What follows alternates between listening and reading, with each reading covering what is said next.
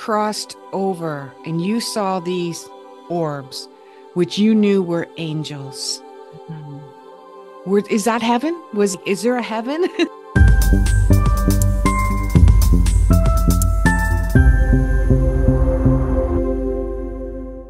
Hello, everyone, and welcome to The Intelligent Soul. This is Holly Hall, and I've got an amazing surprise guest for you. You guys are going to want to stay tuned because I know every single one of you is going to resonate with her story in one way or another. This is another NDE episode, but it's a little bit more than that because her experience, this is Reverend Deian Rose. She's got quite a long name, but we're going to stick with the with the Deanna Rose for now. She has struggled since the age of 2, and since then she has struggled to understand why is she on this planet. At the age of 5, she also had another surgery, and these were all from just minor surgeries that created severe complications for her throughout her entire life. And then at the age of 26, she had another minor surgery, which also created long complications. But the good news is that she cured herself. And she cured herself because she made some very strong fundamental changes in her life. And you're going to want to stay tuned to find out what they are.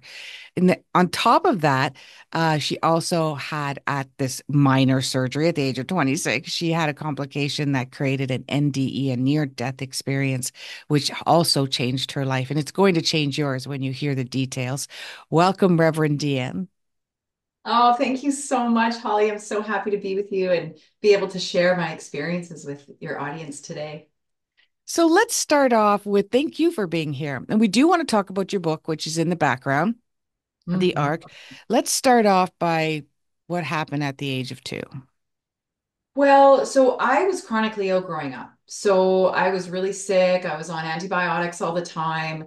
My poor mom. I remember living off of chicken noodle soup and popsicles for most of my childhood.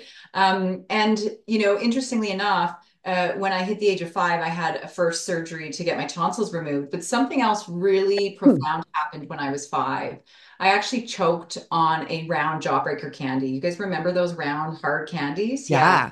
So I was walking around, and this was after my tonsils were removed. And I'm walking around my house with this big candy in my mouth, and my dad said, Deanne, go sit down before you choke. And I turned to go and sit down, and sure enough, I took a breath in and I choked. So my dad came running over, wrapped his arms around me, started doing the Heimlich maneuver. And I remember feeling, at the age of 5, you're thinking, oh my God, my head's going to pop off. Like there was so much pressure. That was the one thought I remember so crystal clear in my mind. But it didn't pop off, but that object did not come out of my mouth. So I went Mm. in my dad's arms and he guided me down to the floor. And in that moment, I had an out of body experience. So I remember crystal clear watching my dad panicking below, trying to get this candy out. I remember my mom running to the phone, my older sister peeking around the corner. It's so vivid in my mind.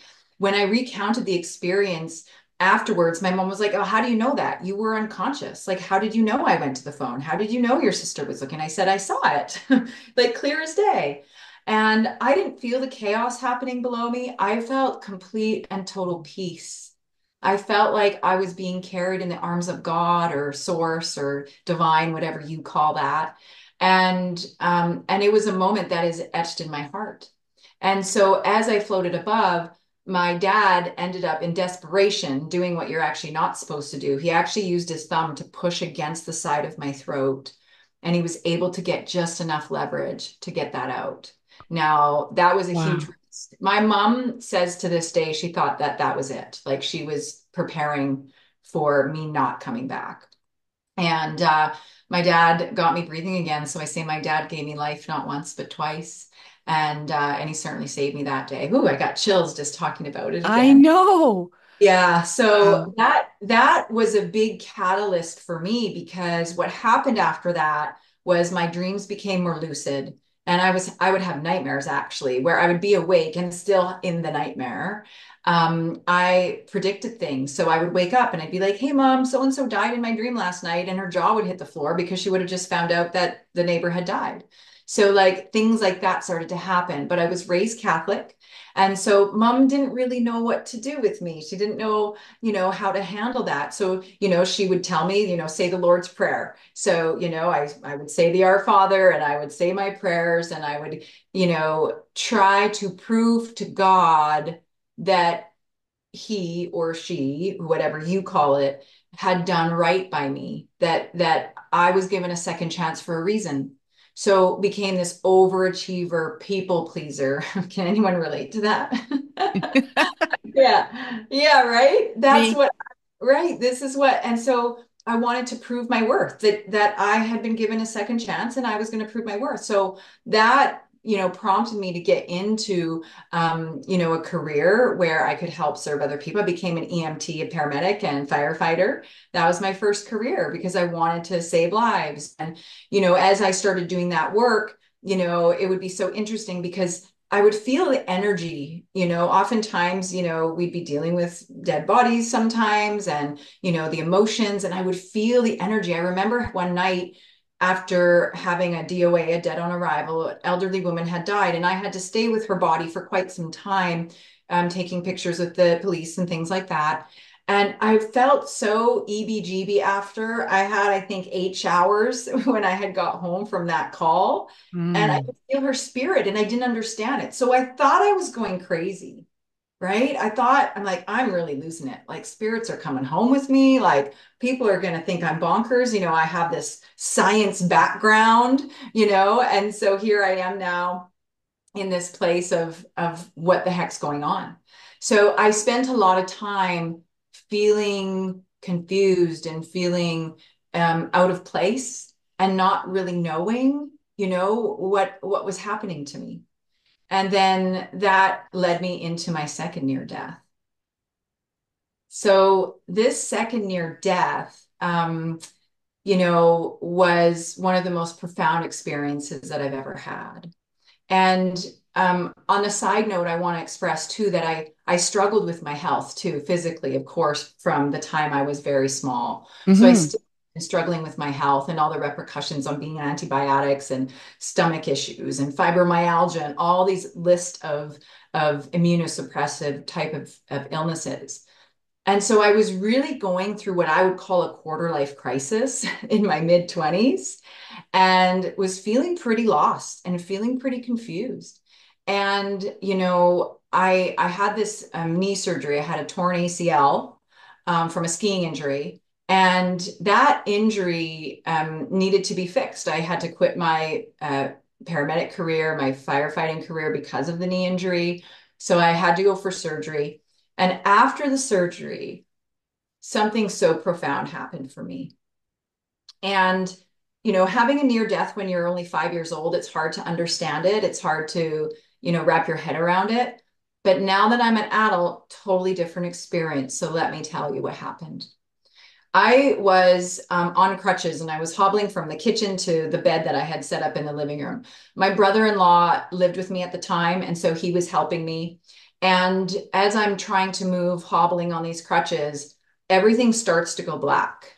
I don't know what's happening, but I'm just starting to see these black bubbles, if you will. And all of a sudden, everything is gone. Lights are out. And as I opened my eyes in whatever state I was in, I'm in this place that I can only describe as a heavenly place, Holly. There are these incredible orbs of light hovering all around me, and they are the brightest of colors. Like, think of the most incredible colors you've ever seen. And these orbs of light are all shapes and all colors. And I knew I had a knowing that they were angels. And I felt this beautiful, euphoric, peaceful feeling that I've never been able to feel again. It was so magical and so pure. It was unconditional love. And I remember for a brief moment thinking about, oh, what about all my family I'm leaving behind? And then that thought was gone and it didn't matter at all. And I was in this beautiful state and I'm hovering. It's like I'm floating and these orbs are around me. And I say, I'm staying here. I don't think I used words, but I communicated in some way. Oh, I'm staying here. I heard it in my mind. And they so tenderly looked at me. And again, without using words, but me hearing the words in my head, they said, "You're not done. You have work to do." And before I knew it, I woke up with my brother-in-law staring at me with big eyes. So I had this experience, but I didn't understand it still, right? Like it was so incredible and so profound to me. But then my ego mind started creeping in and saying, oh, people aren't going to believe this. This is like really out there. This is weird. Who's going to believe this? So I kept it to myself for a couple of days because I was like, I need to understand what happened to me. Like, what So was that? common. Yeah. Right? Yeah, because we're just so afraid to, be judged. We're afraid that someone's going to say, no, that didn't happen, right? So finally, 3 days later, I finally have the courage to tell a girlfriend. So a girlfriend had come over and was visiting with me, and I'm talking to her about this experience. I'm like, I got to tell somebody. Like, this was so incredible and so profound. I think I had told maybe my mom at that time. That was it. But I'm telling my girlfriend because I need to start expressing this. It was too powerful to not share. And as I'm telling my girlfriend, my brother-in-law, who was the one that caught me when I fainted, comes running into the kitchen, slams his hand on the counter. He says, I knew it. He says, I felt the angels too. And he Wow. explained to me that when I went unconscious, he started to panic because he couldn't find my pulse. I wasn't breathing according to him. He was about to call 911. And so he was in a panic. And he said, all of a sudden, he said, I felt energy, what I can describe as energy coming into the room. And he said, I heard them say, you're going to be okay. And he said, within a few seconds of that happening, I opened my eyes with a smile on my face. Wow. Isn't that Wow. something? I Oh, love it. So my much heart is, oh, so yeah. much comes to me when you're talking about that. If you take a look at my YouTube channel, which no, you said you went down that rabbit hole, I interviewed Chris Bledsoe from UFO of God, and he talks about those orbs. He sees them all the time, and Wow. that's what he says they are. He says they're angels. He doesn't see, even though he calls it UFO of God, a lot of people would say they were UFOs, and they always came in threes, for him. And Wow. the other thing that comes to me is Raymond Moody, Dr. Raymond Moody. I'm going to be interviewing him in the next week, actually. And he has come up with three terms, and he specializes in past life regression, really. But he also talks about NDEs. He specializes in NDEs, and he calls what called SDE. And an SDE is like the bystander of somebody who is experiencing someone else who is dying, and that they experience that with you, which I found because I'm reading his book right now. And I found that really fascinating. That's exactly what you went through. Yes, isn't that something? I've never had a label for it or an understanding really of it, but he felt it too, right? And Yeah. so it was such validation for me. I'm so grateful for that because that's really what gave me the courage to say, okay, this is real. And it was the most real experience I had in my life, but it doesn't, in our three-dimensional reality here, we have this construct, right? And so I had questioned it and doubted it and whether people would believe me. And he just validated the experience so much for me that I was then able to have the courage to be able to speak about it and to share the story.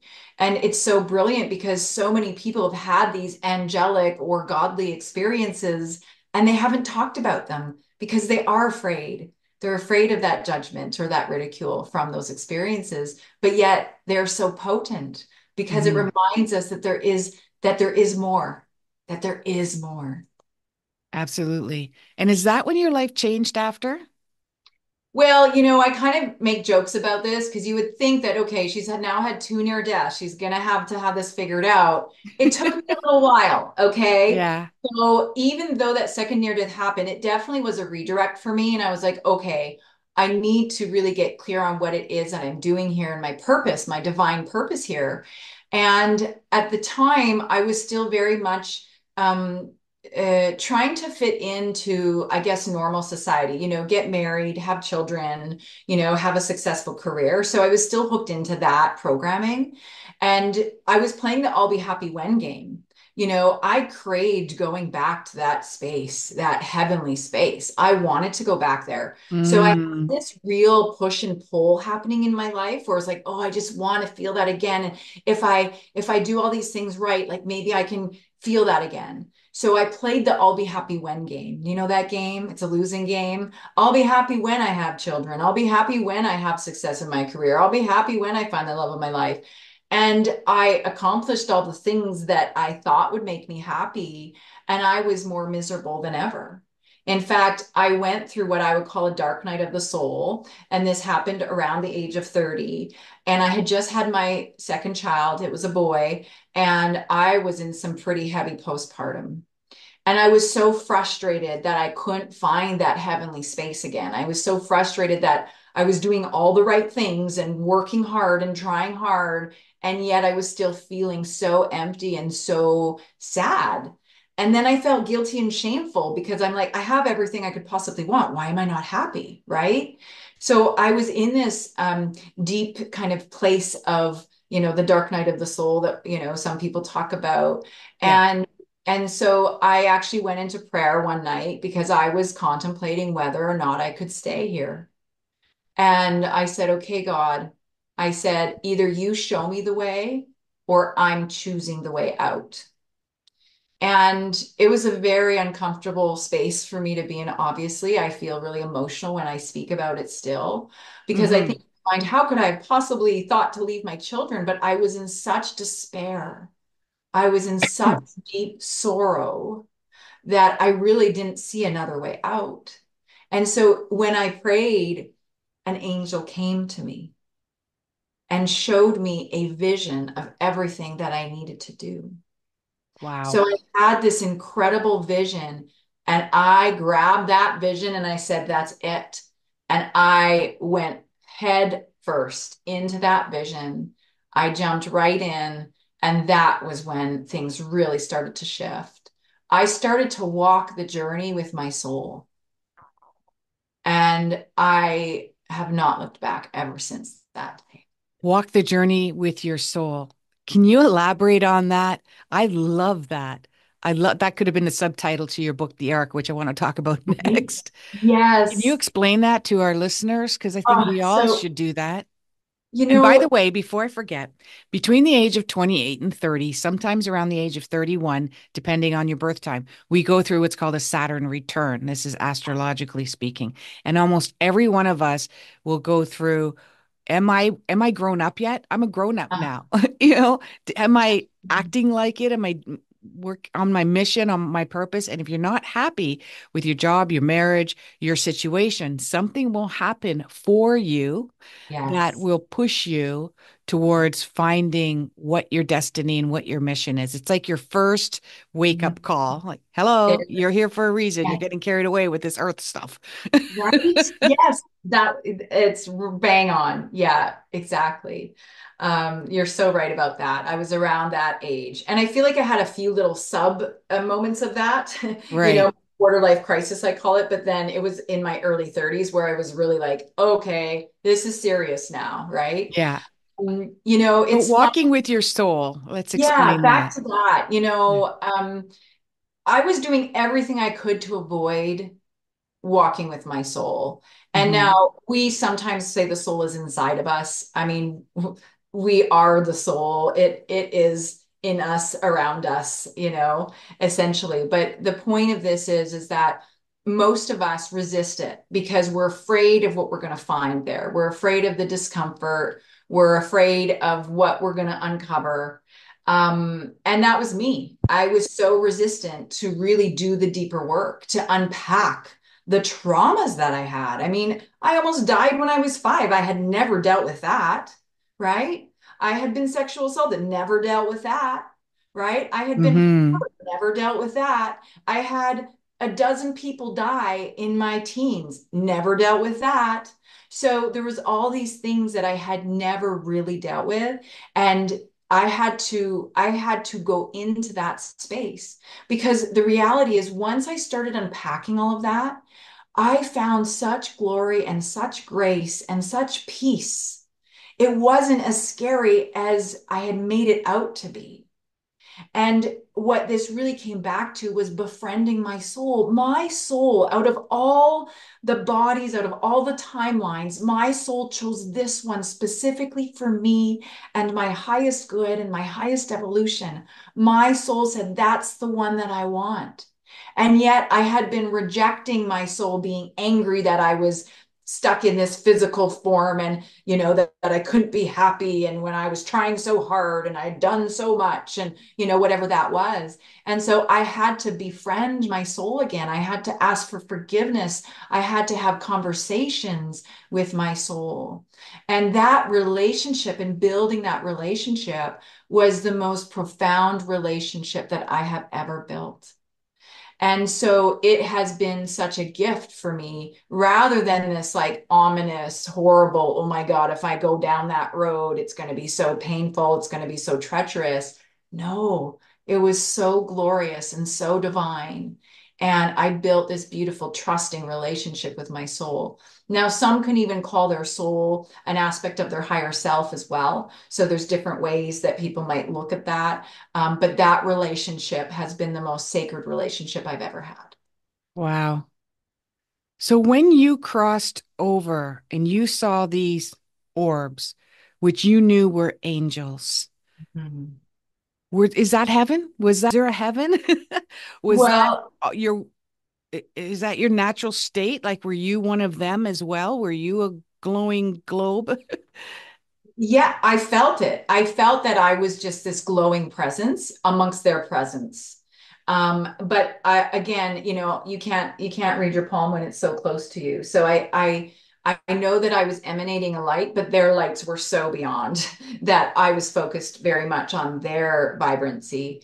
Yeah. Um, I feel that that was heaven because it's a state of being. Heaven's not a place we go to, right? It is a Hmm. state of consciousness, yes? Hmm. And so in that state of consciousness, I felt unconditional love. I felt joy. I felt peace. I felt harmony. I felt connection. All the things that we crave, I felt in that space simultaneously, if you can imagine. And and yet I didn't feel overwhelmed, right? And so one of the things that I really love to speak about is how we can lean into heaven. How can we create heaven in this three-dimensional reality of Okay, we space, got to go there right away. How do we do that? right? So there's several things. First of all, is to recognize that heaven is already available to us. It was actually innately given to us. So if you can imagine when we left Source or God, that heaven was innately given to us. But over time, it's been clouded by belief systems, by conditionings, by traumas, by fears. And so that slowly has eroded our ability to see that heaven is right here, right now. You see, our ego mind, our logical mind, which is known as the false self in metaphysics, the false self is an aspect of us that in the caveman days, it was there so that we would know when there was predators and when to run for our lives. Yeah. Hmm. But over many, many, many, many years, that ego has slowly started to hijack us. So many people have even lost their power of free will in some way because the ego comes in and it says, oh, you can't write a book. You don't know what you're talking about. Or who are you to have a podcast? No one's going to listen. Absolutely. So that ego comes in Very and it's convincing. A very trickster. convincing. And here's the thing, I got to tell this story because it was so powerful. I was working on a degree. In my 20s, I also worked on a health management degree. And so I was doing it part-time while raising my family and working and all the things. But I was on my very last test of my very last class to finish this degree that I had worked on for almost a decade. And I had an experience in the previous class where I had failed an exam for the first time. I Mhm. failed. And I had to rewrite that test. And it was so, anxiety filled. It was awful.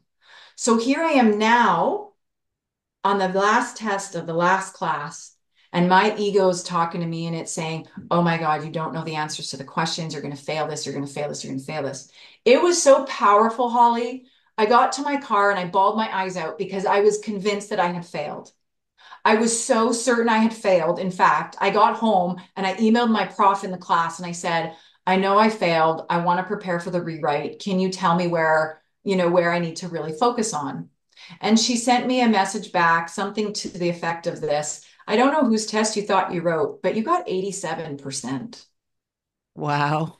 I had convinced myself, my ego, my false self had convinced me that I had failed. I was so certain I'd failed when I had gotten almost a 90%.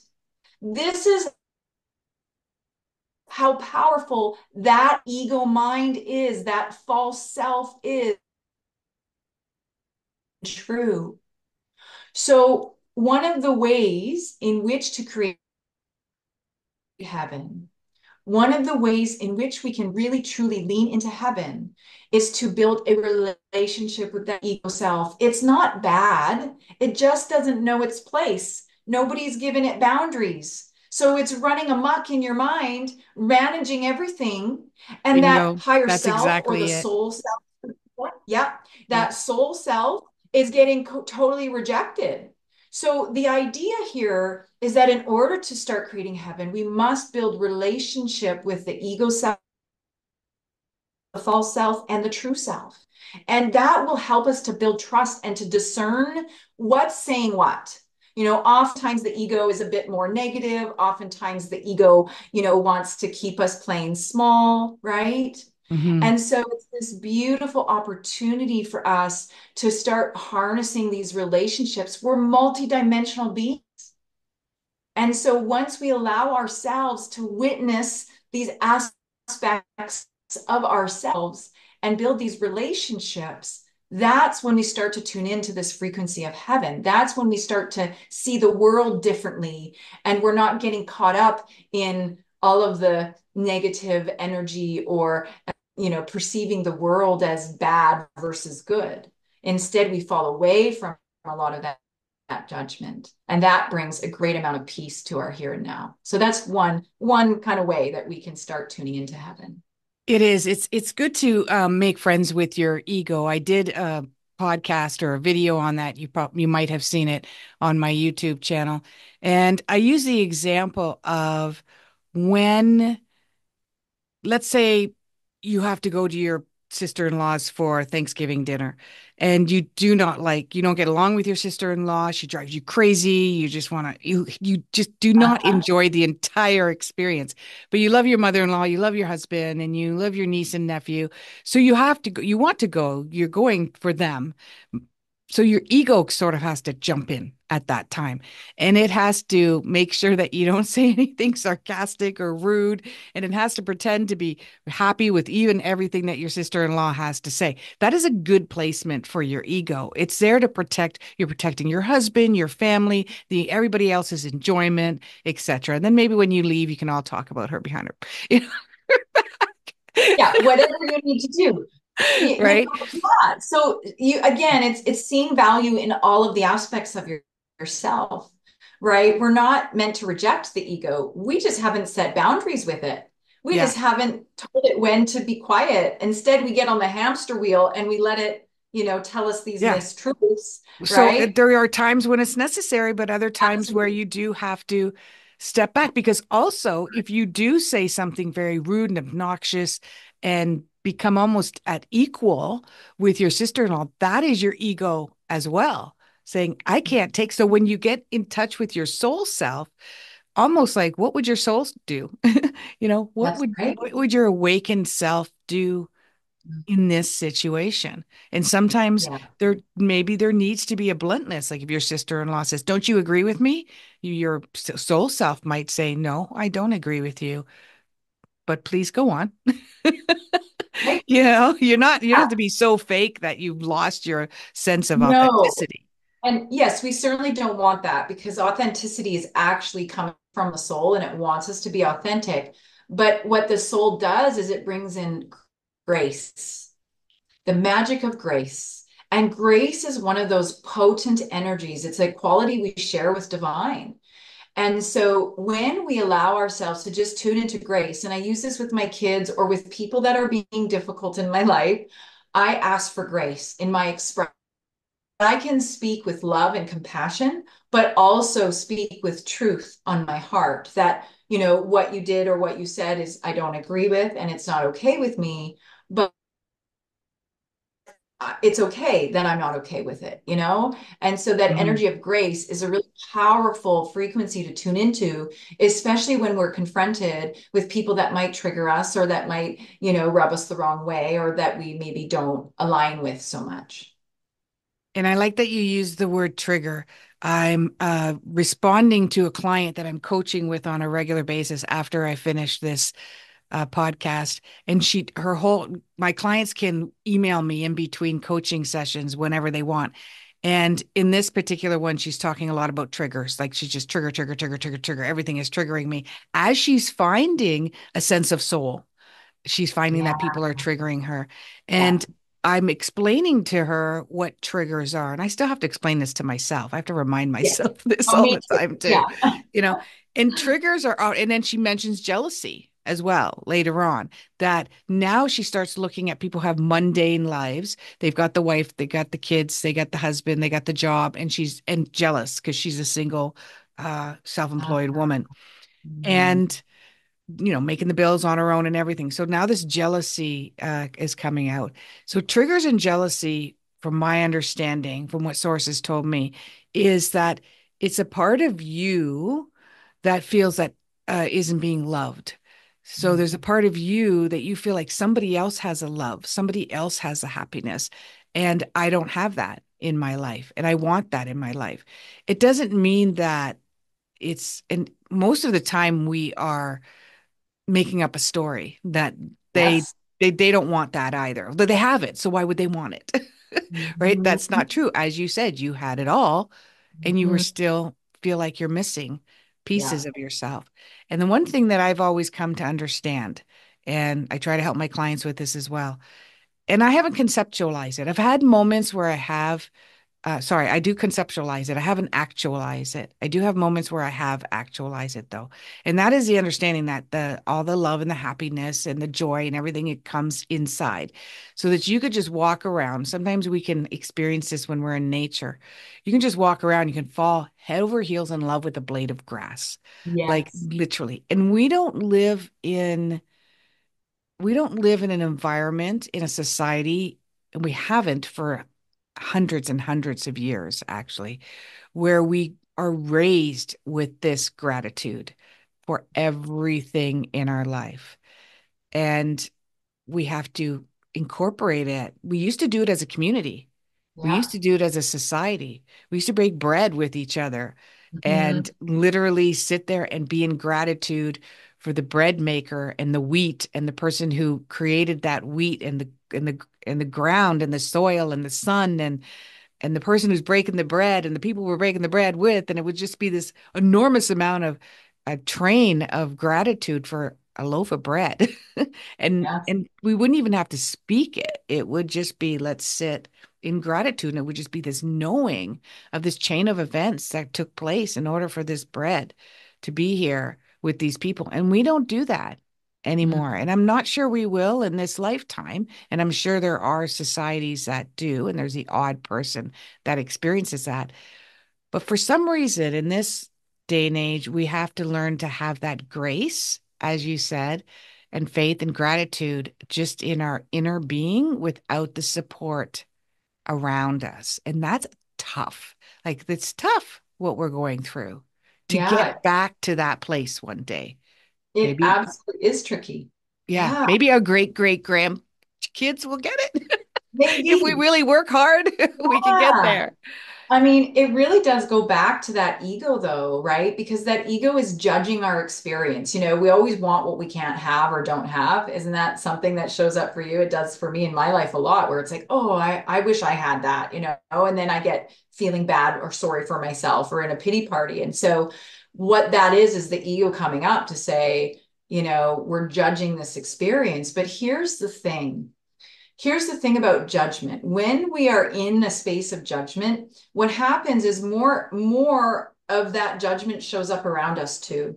So as soon as we're falling into this space of judgment, then the universe or source will validate the judgment. So if I'm judging a situation and saying, "Oh man, that person has everything that I want and I don't have that and I've worked so hard and I deserve that." What we're doing is we're actually manifesting and creating the energy to support the belief that you don't have what you want. So then more of what you don't want is going to show up. So there's a little bit of a trick with this.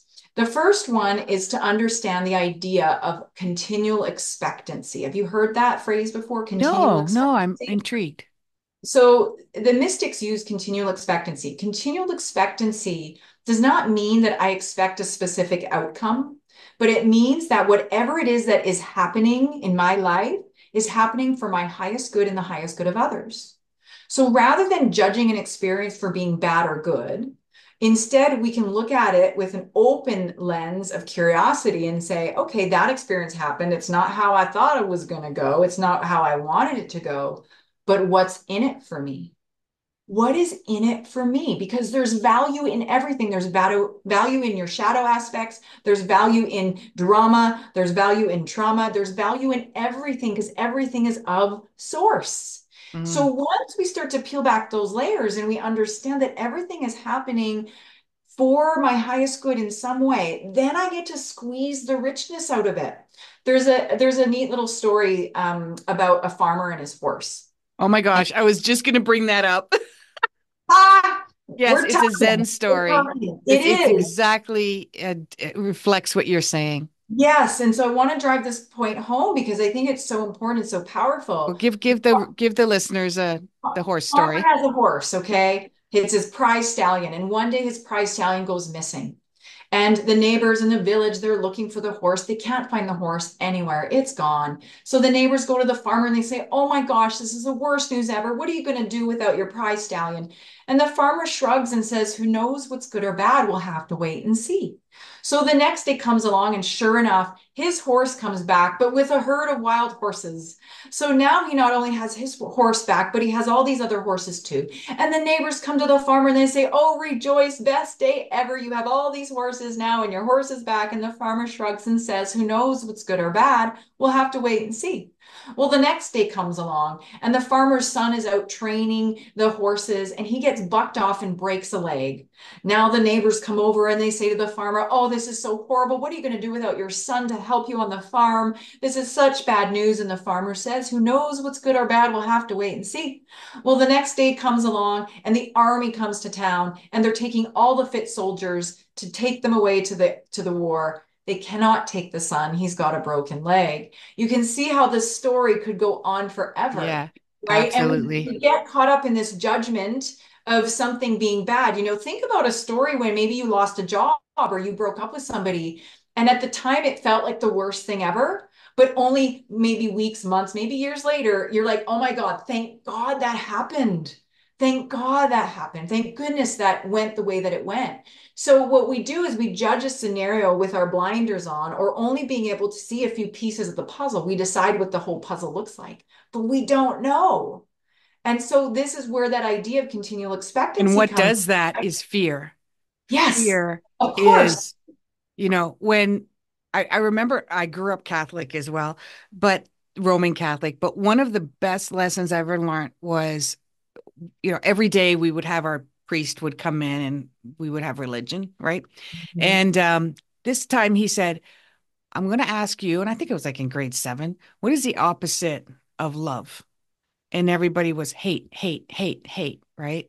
And he said, "No, fear, Mhm. because fear will steal that love, Yeah.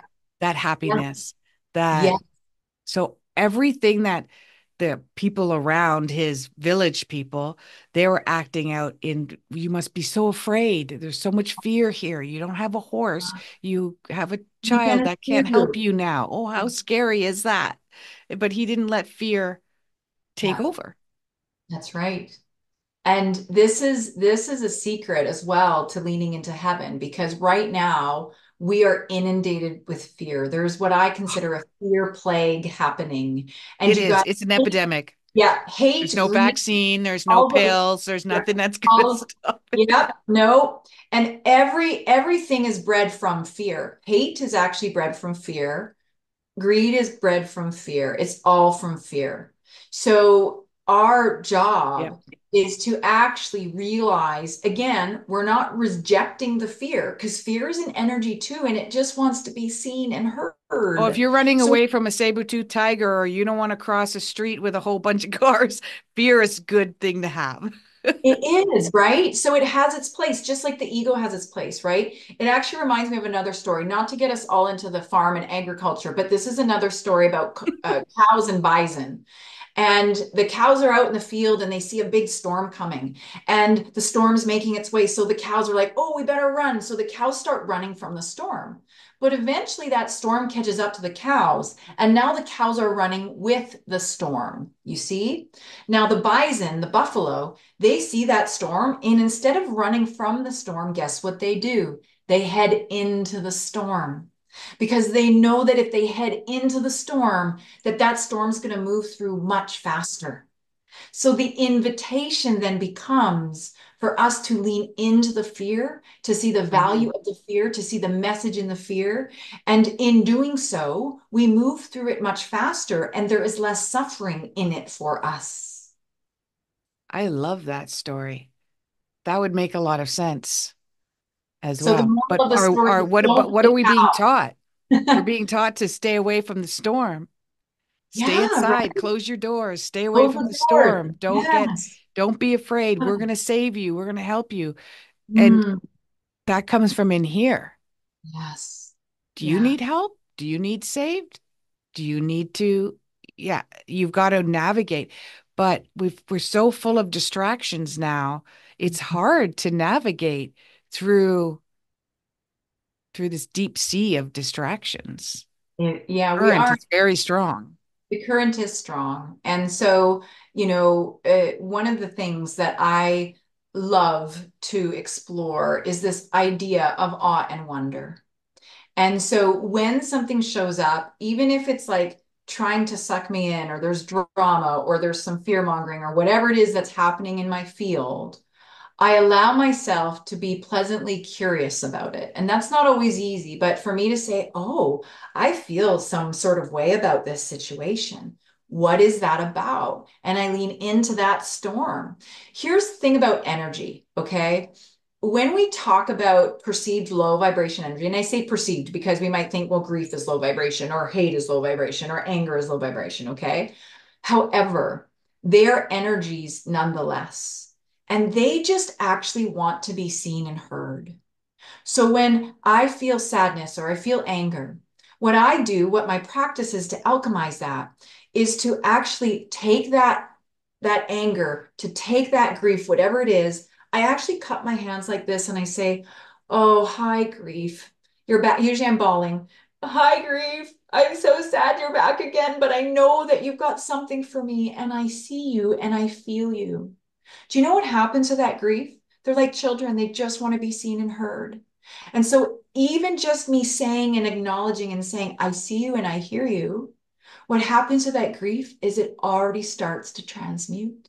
It already starts to increase in its vibrational frequency so that then it can share with me information. What do I need to know?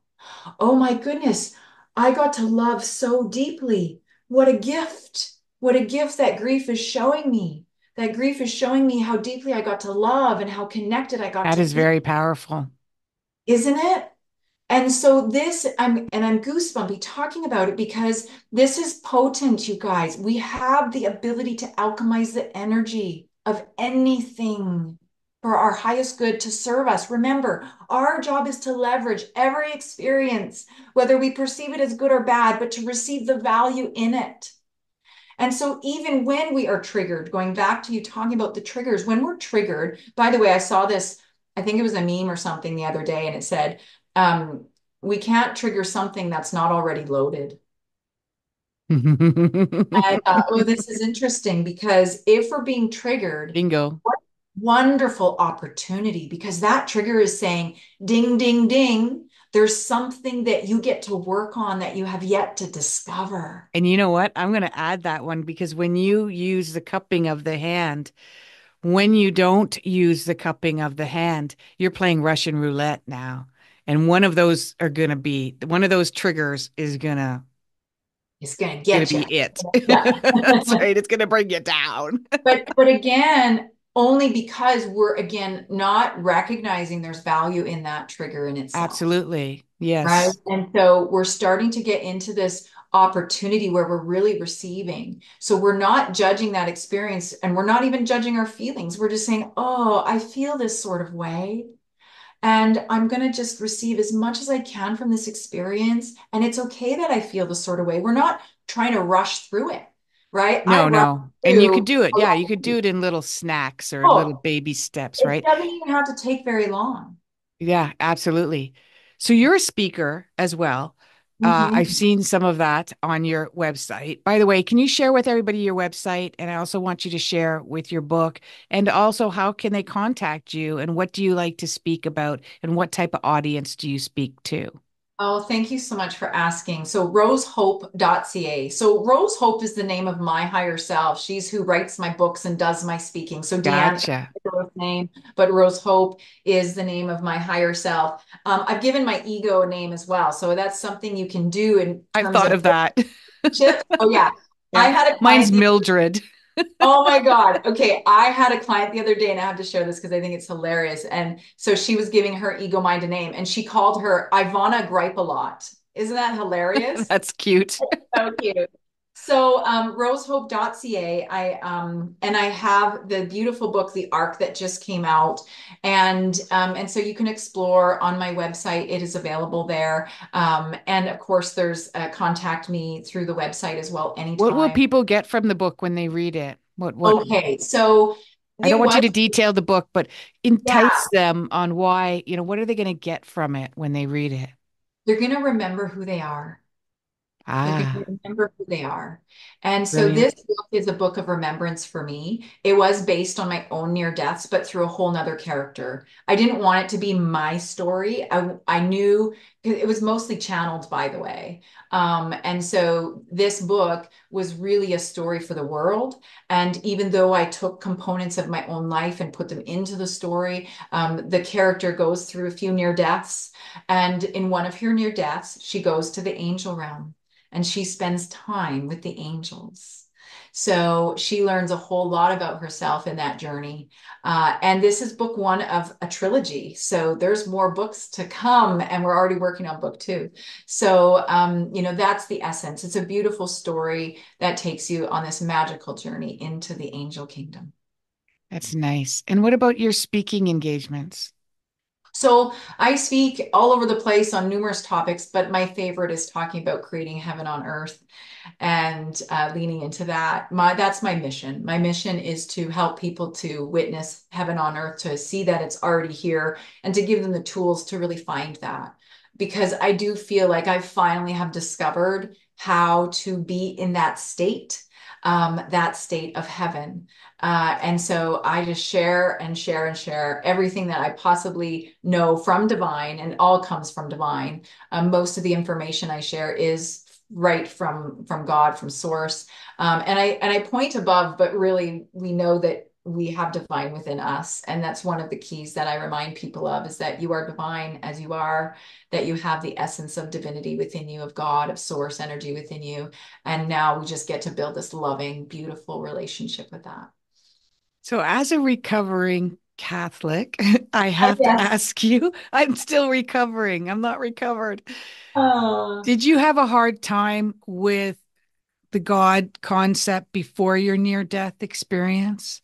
Did the near death bring you back to your version of God, or do you have another story?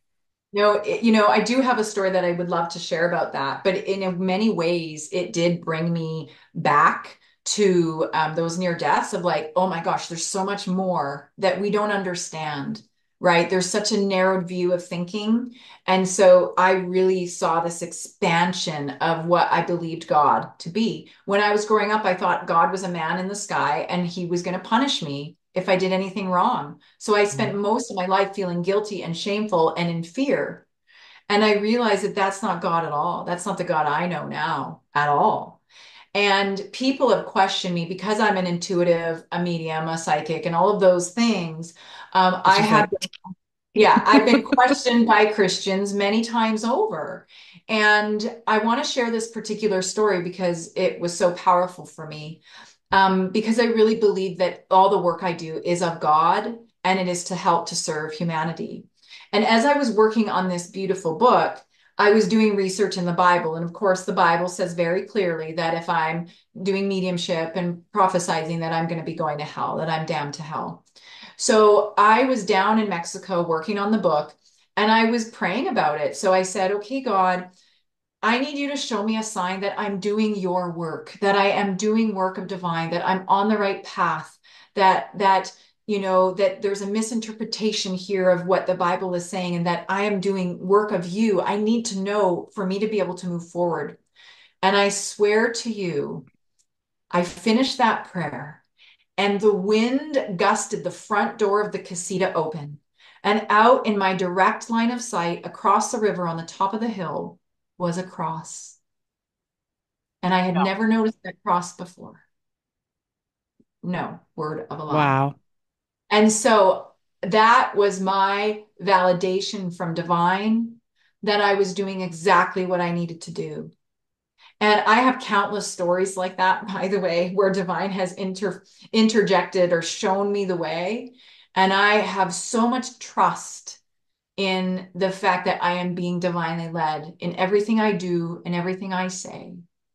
And that has been a gift in Beautiful. itself. Yeah. Thank you for sharing that. That's beautiful. And everyone, and everything is perception, as you said. Mhm. And perception is extremely important. It's not a woo-woo terminology. They made that meme with the elephant and everybody looking at it at a different point of view because the elephant is so huge that if Yeah. you're only looking at this part of it, it's going to look like something completely different. I always compare it to also looking at a house. Everybody's going to be, you cannot see the four-dimensional version of that house on the outside, and then there's still an inside of it, and there's a Yes. top, and then there's an underneath, and you're not going to see it all. You're only going to see it from your perception. But if you understand that there's much more to it than your perception, but your perception is important because it actually is a view, it's a real view, then yeah, you can kick ego in the butt when it's not not necessary to be there. Thank you so much for sharing everything. People can get your book on Amazon. They They can can. get to your website. You're a fellow Canadian, which of course I'm going to love that. And contact for a speaker or to become a guest. You have a podcast as well. You What's the do. name of your podcast? Yes. It's called When Spirit Calls. Yes. Yes, and you Yeah, and you interview people, which is you mostly I interview do. people that have had NDE experiences. Gosh, no. I interview all sorts of people. I need to get you on my show as well. So you and I will talk I'm about that. in. Yes, Yeah. awesome. Yeah, I bring people of all walks of life that have had experiences where spirit nudged them in a certain direction. So it doesn't have to be an NDE. Most certainly, it could just be that they felt a calling or they felt a pull, or they had a whisper in their heart or in their ear that said, "Hey, go this way instead of that way." And so, any stories, we welcome those stories on our podcast. I love it. Well, check out your website. Everyone, you'll see all of her information on there. And thank you so much for being a guest on The Intelligent Soul. You have taught all of our intelligent souls so much information and given them hope, which I love that name, Rose Hope. You've given them hope. Stories like these help people see that there is much more to life than just our earthly plane. And yet there's much more to life, which is our earthly plane, which is heaven on earth, as you said. I love that. Thank you so much, Deanna. Thank you for having me, Holly. Bye, everyone. Bye, everyone. May the stars be with you and may all your dreams come true.